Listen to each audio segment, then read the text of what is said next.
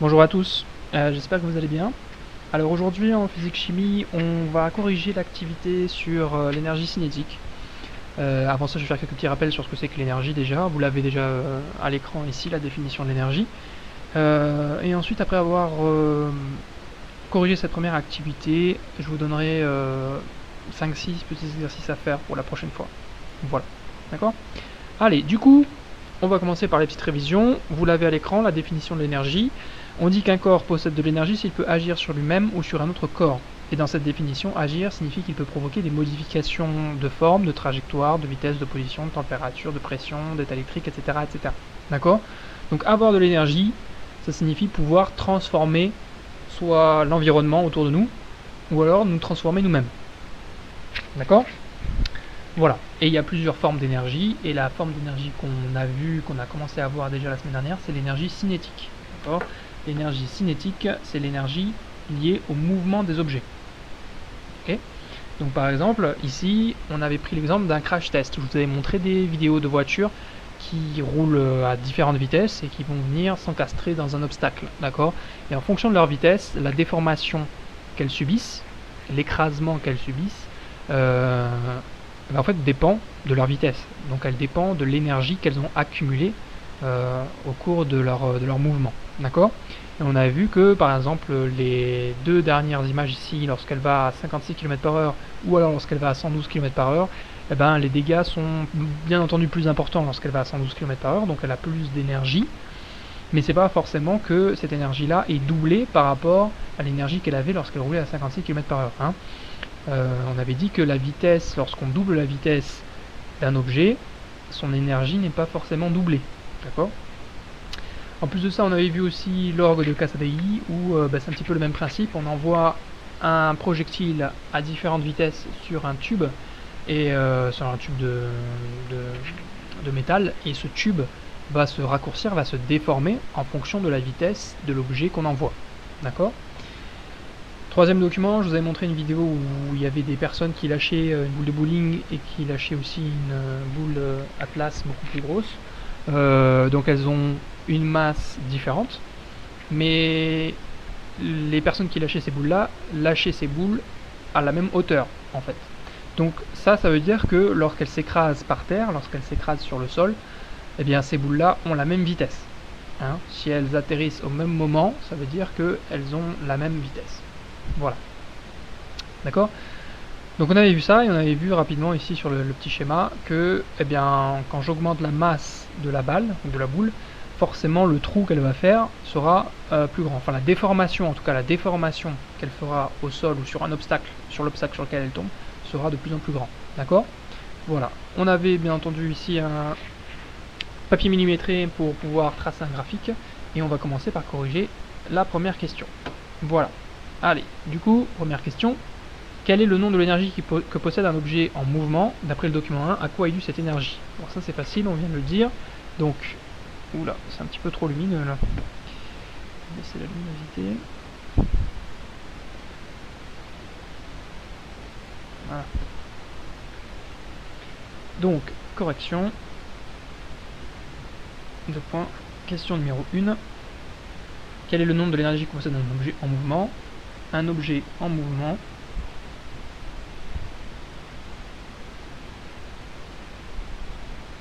possède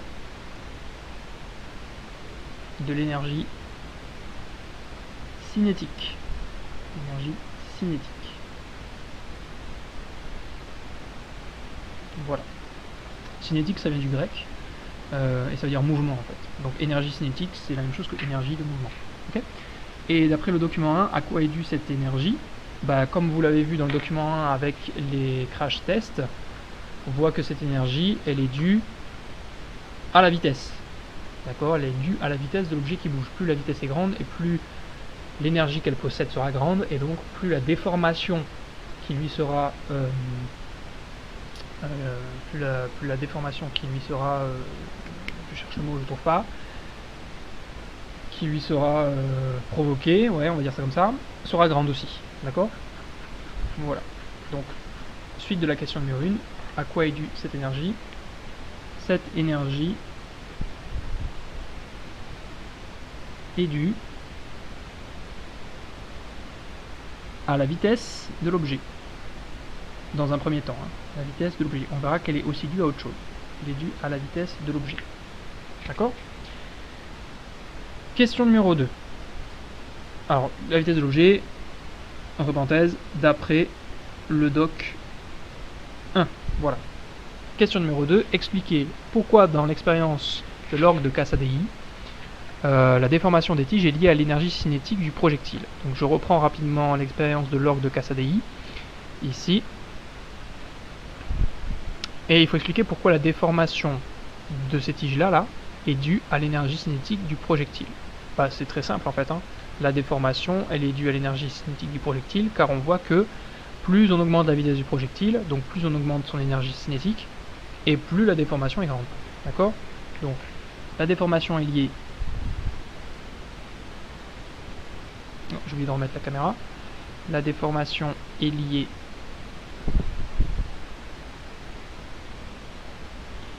à la vitesse du projectile.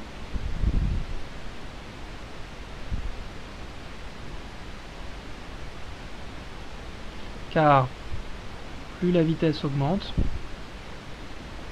attendez, c'était bien ça la question? Attendez. À l'énergie cinétique du projectile, oui, donc je me suis trompé ici. Donc la déformation est liée à... Excusez-moi. La déformation est liée à l'énergie cinétique du projectile.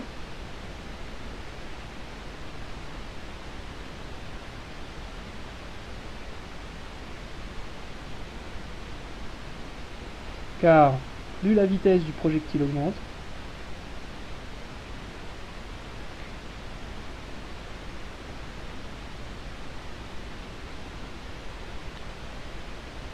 et plus la déformation est importante. Voilà, d'accord? Pas très compliqué. Question 3. Dans l'expérience de l'orgue de Casadei toujours, comment évolue l'énergie cinétique du projectile lorsque la vitesse du projectile est multipliée par 2, puis multipliée par 4, puis multipliée par 8? Donc on peut encore reprendre le document 2 ici. Donc on a le tableau qui nous indique un petit peu les réponses à cette question-là. Donc lorsque j'augmente la vitesse du projectile par 2, alors c'est très simple. Quand je passe de 5 mètres par seconde à 10 mètres par seconde, j'augmente la vitesse du projectile en la multipliant par 2. D'accord? Lorsque je passe de 5 à 10 mètres par seconde, je multiplie la vitesse par 2. Et donc la déformation ici du tube, lui, il n'augmente pas de 2. Il n'augmente pas en multipliant la déformation en centimètres par 2, mais par 4. Vous voyez qu'on passe de 2 à 8, donc on multiplie par 4. Donc lorsque la vitesse du projectile est multipliée par 2, l'énergie cinétique du projectile est multipliée par 4. Parce que je rappelle que l'énergie cinétique du projectile est directement liée à la déformation qu'il va provoquer. D'accord? Donc si la déformation est multipliée par 4, alors ça veut dire que l'énergie cinétique du projectile est multipliée par 4. D'accord? Donc je reviens à la question rapidement. L'énergie cinétique du projectile... Alors l'énergie cinétique du projectile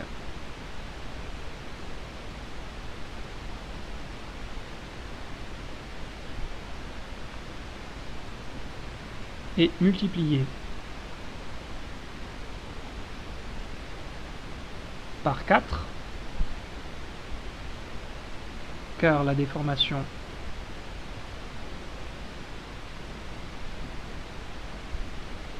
de la tige, enfin de la tige du tube, car la déformation du tube de Casadei est multipliée par 4.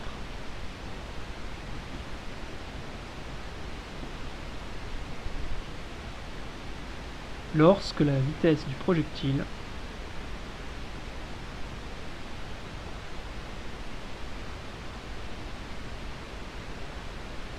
est multipliée par 2.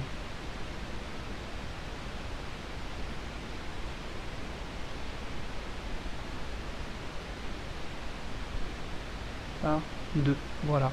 Donc, on aurait pu penser que si je multiplie par 2 la vitesse d'un objet, je multiplie par 2 son énergie cinétique. Mais en réalité, non. quand je multiplie par 2 la vitesse d'un objet, je multiplie par 4 son énergie cinétique. D'accord?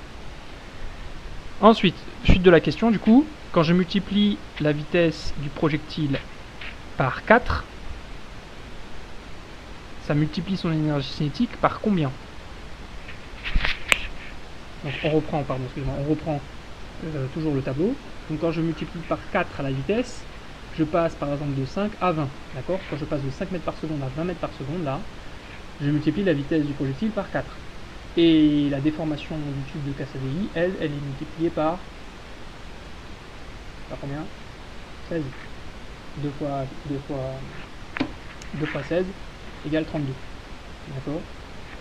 Donc l'énergie cinétique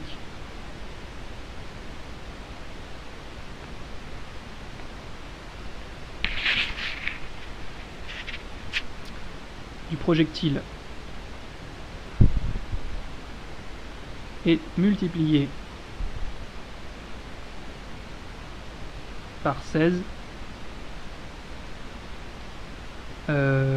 lorsque sa vitesse est multipliée par 4. Multipliée par 4. Voilà, d'accord.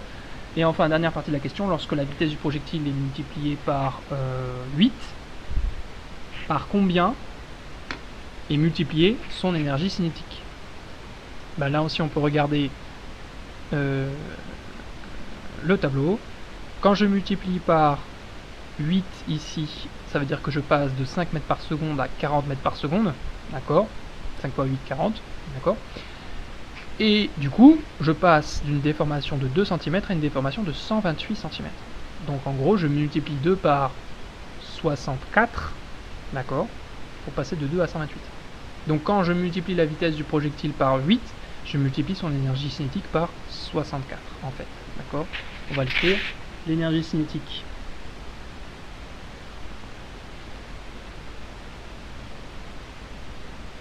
du projectile est multipliée par 64 lorsque sa vitesse est multipliée par 8. Voilà.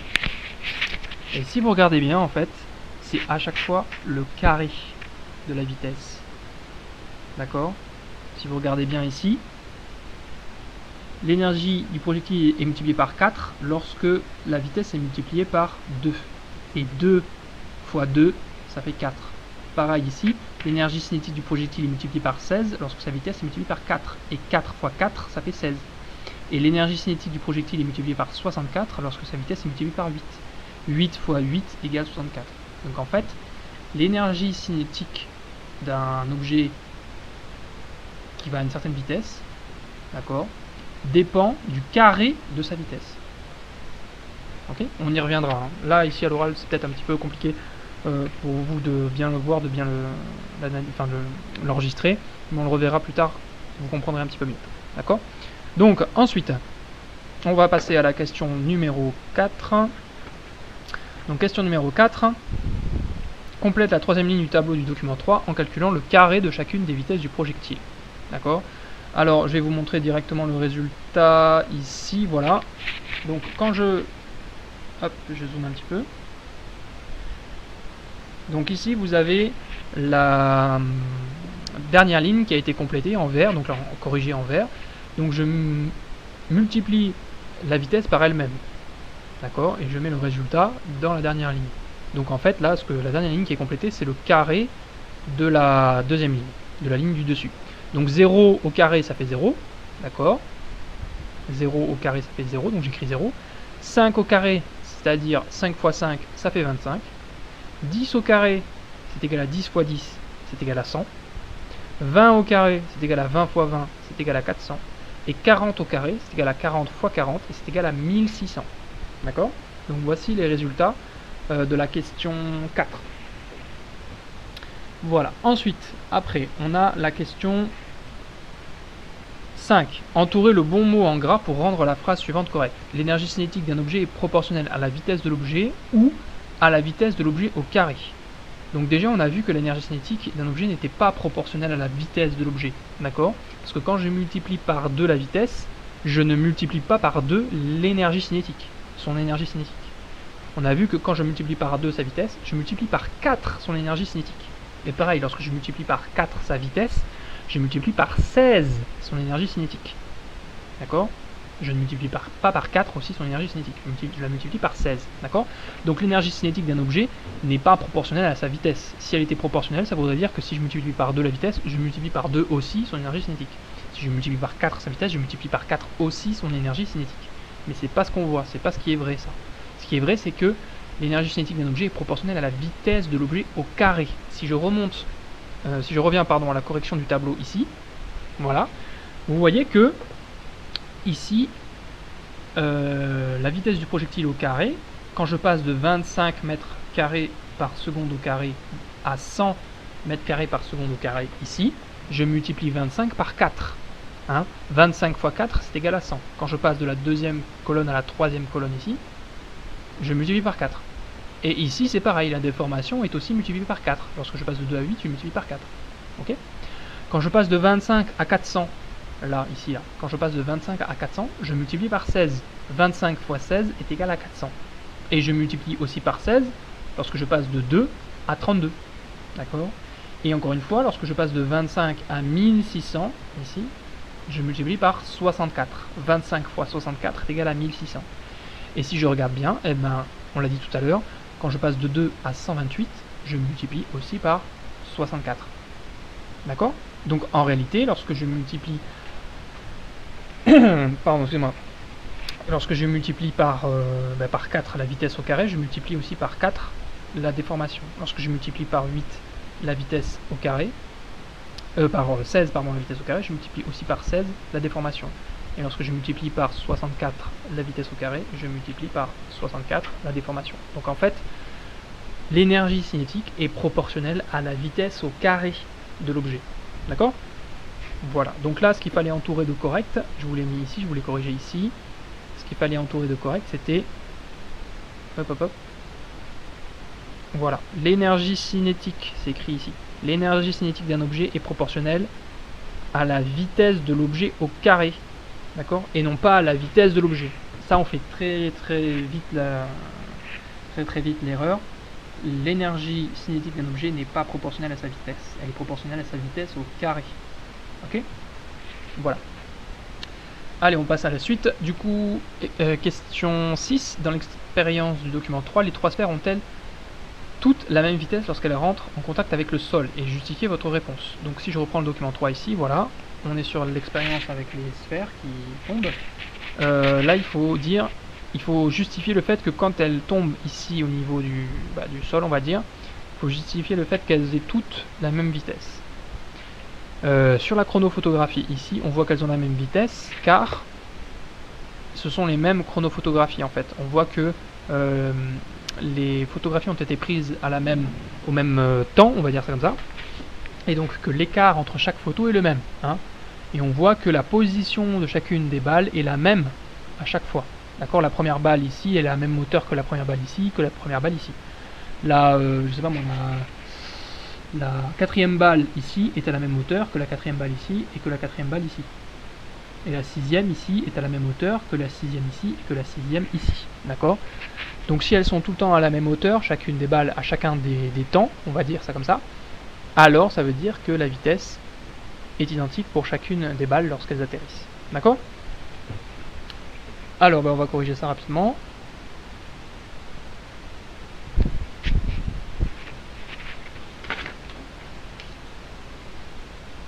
Donc dans le document 3,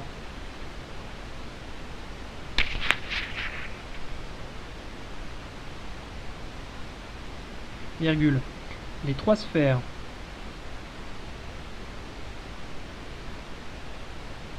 ont la même vitesse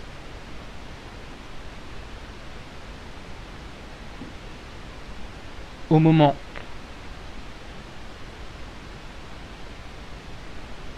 où elles impactent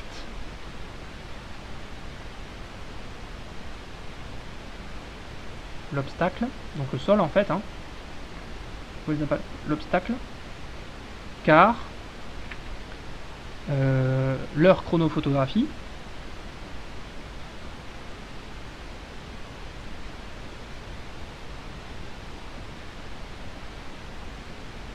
sont identiques.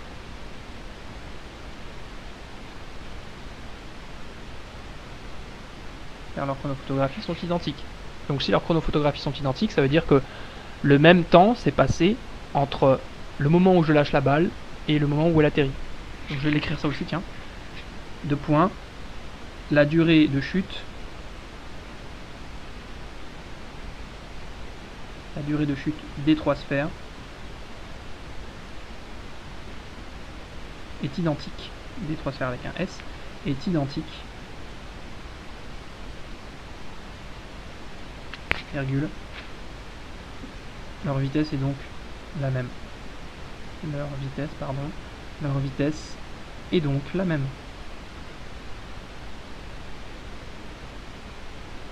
Voilà, ça c'était pour la question 6, je crois bien.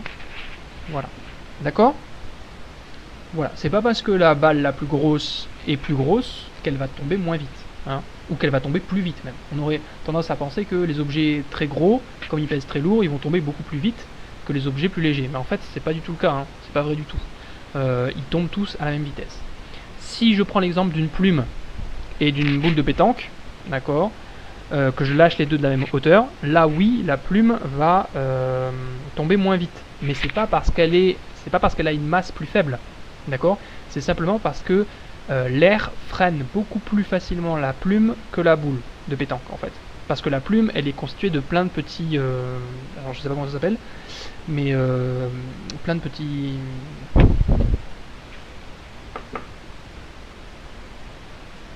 plein de petits trucs, plein de petites structures, voilà, qui vont freiner beaucoup plus la plume quand elle tombe que la boule de pétanque, d'accord. Mais ça c'est à cause de l'air. Si je faisais l'expérience sur la Lune, je prends une plume et une boule de pétanque, je lâche les deux en même temps, les deux vont tomber à la même vitesse et vont toucher le sol en même temps. D'ailleurs, si vous allez sur YouTube, l'expérience a été faite par une mission Apollo, donc par des astronautes qui sont vraiment allés sur la Lune. Ils se sont filmés en train de faire cette expérience-là, avec une plume de faucon, je crois, et un marteau. Ils lâchent les deux en même temps, et on voit que la plume et le marteau tombent exactement à la même vitesse. Ok ? Vous pouvez aller voir sur YouTube, vous tapez YouTube plume, marteau sur la Lune, et vous allez tomber sur la vidéo, je pense, directement. Donc voilà, donc deux objets qui ont des masses différentes s'ils sont lancés de la même hauteur auront la même vitesse lorsqu'ils touchent le sol, si bien entendu ils ont les mêmes frottements de l'air en fait. D'accord ? Voilà, c'est le cas pour les sphères ici qui nous intéressent. Voilà. Allez, du coup, question numéro 7, on continue. Donc question numéro 7, les trois sphères ont-elles toutes la même énergie cinétique au moment où elles entrent en contact avec le sol, hein? On a dit qu'elles avaient la même vitesse, donc si elles ont la même vitesse, on pourrait penser qu'elles ont la même énergie cinétique. Mais on voit que dans le document 3, elles font pas du tout les mêmes dégâts au niveau du sol, d'accord, ou au niveau de l'obstacle sur lequel elles atterrissent. D'accord, on voit ici que la première boule crée un trou, une déformation d'une profondeur de 10 cm. La boule numéro 2, la déformation est égale à 20 cm de profondeur, et la boule numéro 3, elle est égale à 40 cm de profondeur. Donc ça nous indique qu'elles n'ont pas du tout la même énergie, hein. Si elles font des déformations différentes, ça veut dire qu'elles n'ont pas la même énergie, bien qu'elles aient la même vitesse. Donc ça veut dire que l'énergie ne dépend pas que de la vitesse de l'objet en mouvement. Il va aussi dépendre de la masse. Vous voyez que ce qui change simplement entre les trois boules, c'est simplement leur masse. Vous voyez que la première est égale à 1 kg, la deuxième est égale à 2 kg, et la troisième est égale à 4 kg. D'accord ? Donc, question numéro 6. Est-ce qu'elles ont toutes... non, question numéro 7, pardon, excusez-moi. Question numéro 7. Est-ce qu'elles ont toutes la même énergie cinétique au moment où elles entrent en contact avec le sol? Justifiez votre réponse. Non, les trois boules n'ont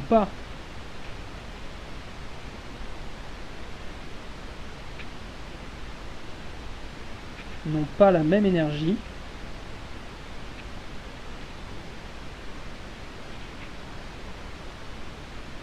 cinétique, car elle ne provoque pas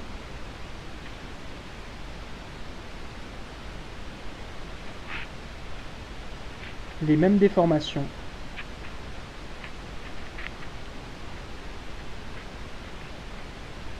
au moment de l'impact.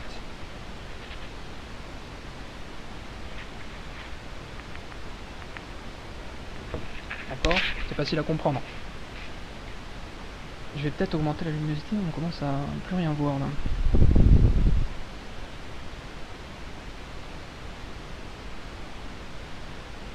Ouais, c'est un peu mieux. Voilà, d'accord? Donc question numéro 8, tracer le graphique représentant la profondeur du trou en fonction de la masse. Pareil, le graphique, je vous l'ai déjà corrigé, il est ici. Je vais zoomer un peu. Voilà. Donc vous avez la profondeur du trou en ordonnée, ici là. Alors je vais peut-être aussi, voilà, virer ça. Donc vous avez la profondeur du trou en ordonnée, donc en verticale, en centimètres. Et vous avez la masse de la sphère en horizontal ici, en kilogrammes. Donc vous voyez que on a tracé les points. La première boule a une masse de 1 kg et elle fait une profondeur de 10 cm, un impact de 10 cm de profondeur, d'accord? La deuxième boule, elle pèse 2 kg et elle fait un trou de 20 cm. Et la troisième boule a une masse de 4 kg et elle fait un trou de 40 cm. Donc les trois points sont alignés, un ici, deux ici, et le troisième point est ici. Donc si je relie tous ces points-là, je vois que ça me fait une droite, d'accord? Une droite qui passe par l'origine. Et donc ça, c'est le signe qu'on a proportionnalité. D'accord? Proportionnalité, c'est par exemple, lorsque j'augmente la masse, lorsque je multiplie la masse de la boule par 2, alors ça provoque une déformation qui est 2 fois plus grande. D'accord? Lorsque j'augmente la masse de 4, lorsque je multiplie la masse de 4, lorsque je passe de 1 kg à 4 kg, alors je passe de 10 cm à 40 cm. Donc je multiplie aussi par 4 la déformation. Donc si je multiplie par 4 la déformation, ça veut dire que la boule, à l'origine, avait une énergie cinétique 4 fois plus grande. D'accord? Donc, quand je multiplie par 2 la masse de la boule, je multiplie par 2 aussi son énergie cinétique. Lorsque je multiplie par 4 la masse de la boule, je multiplie aussi par 4 son énergie cinétique. Donc on a proportionnalité entre l'énergie cinétique de la boule et sa masse. D'accord? Voilà. Du coup, question 9 cette fois-ci. Comment évolue l'énergie cinétique de la sphère lorsque sa masse est multipliée par 2 et multipliée par 4, on vient de le dire. Lorsque la masse de la sphère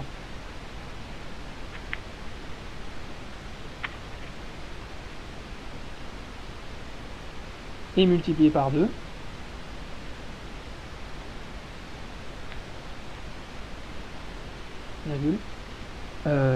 l'énergie cinétique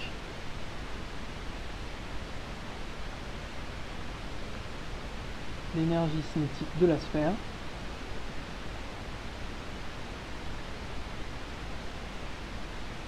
est aussi multipliée par 2. Et c'est la même chose par lorsqu'on multiplie la masse par 4. Lorsqu'on multiplie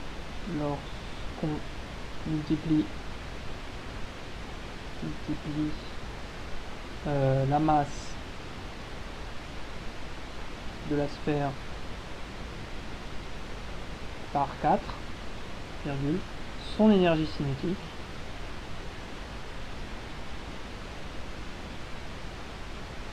est multipliée par 4.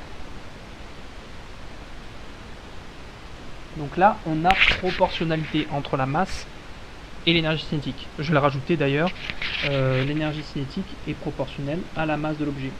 L'énergie cinétique est proportionnelle à la masse de l'objet.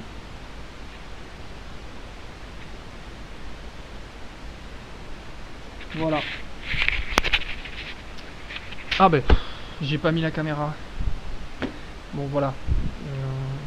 Donc je répète, lorsque la masse de la sphère est multipliée par 2, l'énergie cinétique de la sphère est aussi multipliée par 2. Lorsqu'on multiplie la masse de la sphère par 4, son énergie cinétique est multipliée par 4. L'énergie cinétique est proportionnelle à la masse de l'objet. Voilà. D'accord? Et enfin, dernière question. Parmi toutes les formules mathématiques qui sont listées ici, il faut entourer celle qui permet de calculer l'énergie cinétique d'un objet en mouvement.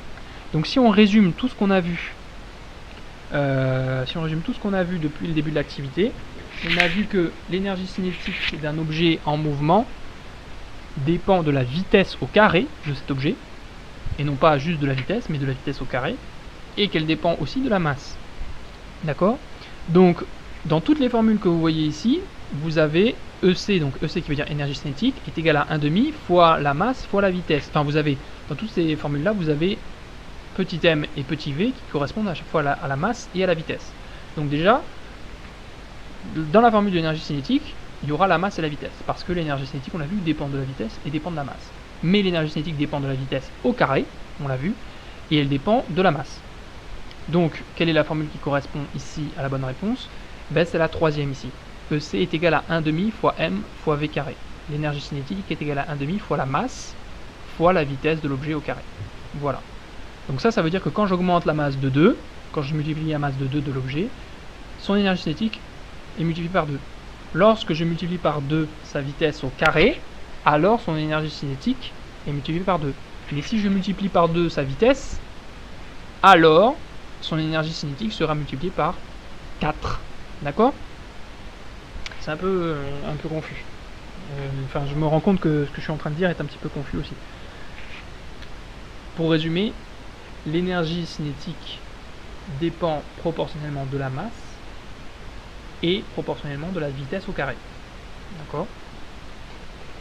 Voilà, donc la bonne réponse ici était EC est égal à 1,5 fois m fois v carré. D'accord? Donc les notions importantes à retenir ici. Un objet en mouvement possède de l'énergie cinétique, qu'on note EC, du fait de sa masse et de sa vitesse. On l'a vu. Hein. On peut calculer l'énergie cinétique d'un objet grâce à la formule EC est égal à 1,5 fois m fois v carré.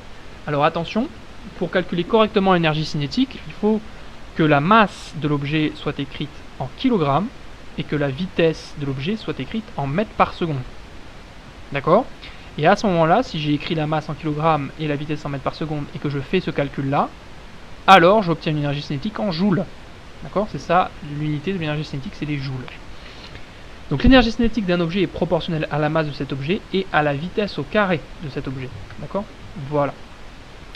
Alors maintenant, ce que je vous demande de faire pour la fois prochaine, c'est les 5 exercices qui sont ici. D'accord? Le premier exercice, vous avez directement la correction en dessous, donc essayez de le faire sans regarder la correction. Donc il faut calculer l'énergie cinétique de Brian et de son scooter, en sachant que la masse totale est égale à 150 kg et que sa vitesse est de 40 km/h. D'accord? Donc si vous avez bien compris comment on fait pour calculer une énergie cinétique, hein, vous appliquez simplement cette formule-là. Attention, il faut bien mettre la masse en kilogrammes et la vitesse en mètres par seconde.